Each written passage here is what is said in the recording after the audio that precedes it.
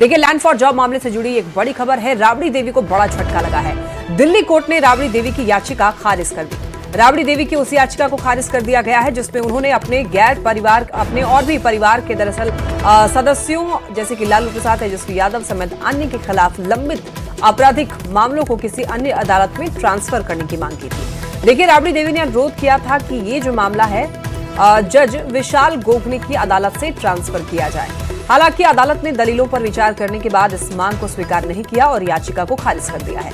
अदालत के इस आदेश के साथ ही देखिए, संबंधित आपराधिक मामलों की सुनवाई जज विशाल गोगने की अदालत में ही जारी रहेगी। तो इस वक्त की बड़ी खबर है, राबड़ी देवी को झटका लगा है। ज्यादा जानकारी के लिए न्यूज 18 संवाददाता शंकर आनंद हमारे साथ जुड़ रहे हैं। शंकर, देखिए, कह सकते हैं यहाँ पर राबड़ी देवी को बड़ा झटका लगा है लैंड फॉर जॉब मामले में। निश्चित तौर पर देखिए, राबड़ी देवी को इस वक्त में कहा जा सकता है कि उनको बड़ा झटका है। और दरअसल जिस तरह से राबड़ी देवी जो बिहार के पूर्व मुख्यमंत्री भी रही हैं, उनके द्वारा याचिका दायर की गई थी कि जिस तरह से रेलवे टेंडर घोटाला मामले की जो जांच है, और इस मामले की जांच के बाद जो जिस तरह से चार्जशीट दिल्ली के राउज़ कोर्ट में दायर किया गया था, और राउज़ कोर्ट में जो विशेष तौर पे जो ईडी के जो विशेष जज हैं विशाल गोगने, उनके कोर्ट से इस केस को ट्रांसफर किसी दूसरे कोर्ट में किया जाए। और जिस तरह से उस जज पे जिस तरह से बाकायदा सवाल उठा रही थी राबड़ी देवी, तो उस याचिका, इस मामले में जो दायर याचिका है उसको खारिज कर दिया गया है। निश्चित तौर पे राबड़ी देवी को एक बड़ा झटका लगा है। और राबड़ी देवी जो चाह रही थी कि उनके द्वारा जिस तरह से प्रधान जिला और सत्र न्यायाधीश दिनेश जट के समक्ष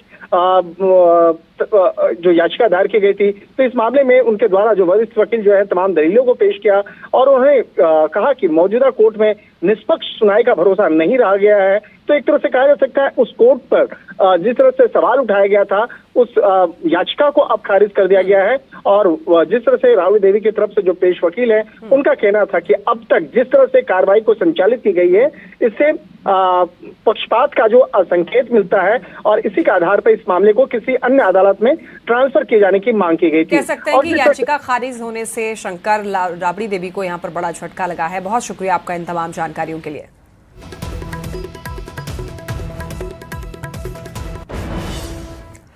तो आइए अब जिला